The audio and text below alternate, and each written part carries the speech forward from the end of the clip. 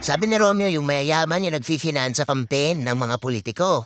Kaya kung ano yung gusto nila na batas, yun ang masusunod. Ngayon, papaano ba kinokontrol ng mga oligarchs at ng mga bilyonaryo yung politika natin sa bansa?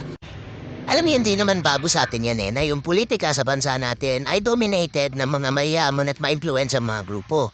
Imposible o napakahirap na maelek ka sa kahit anong posisyon sa gobyerno pag hindi ka mayaman, hindi ka maimpluwensya, o walang nagbabackup sa'yo ng makapangyarihang grupo.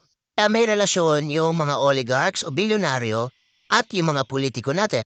Yung mga oligarchs, ginagamit nila yung mga politiko para sundin yung gusto nila at gawin yung mga batas na magiging kapaki-pakinabang para sa mga mayayaman. Itong mga politiko naman, ginagamit itong mga bilyonary at mga oligarchs para makapagpayaman at makapaghutot ng maraming pera.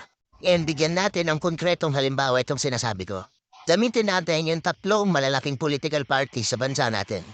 National Unity Party, Nationalist People's Coalition, at Nationalista Party.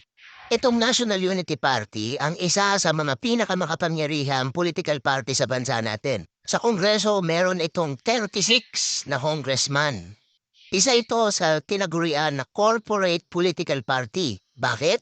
Kasi ang financier o funder ng political party na ito ay walang iba kundi ang bilyonaryong si Enrique Razon. Sino ba to si Enrique Razon? Siya lang naman yung tinagurian na Ports King. Siya lang naman ang may-ari at CEO ng International Container Terminal Services Incorporated o ICTSI, isa sa mga pinakamalalaki na port handling company sa buong mundo.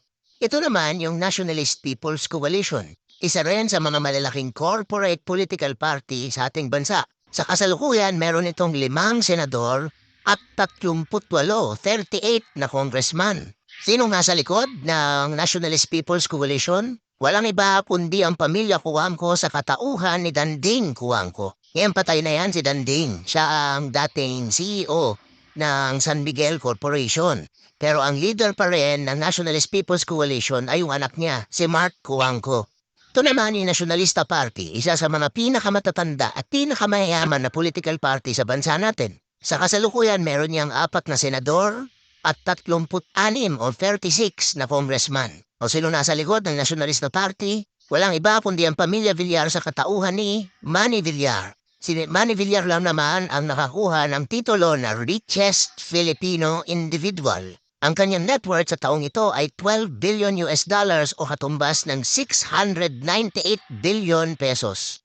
And pag pinagsama-sama natin yung bilang ng mga congressman na hawak ng corporate political parties na ito, lumalabas na meron silang 110 congressman at 9 na senador.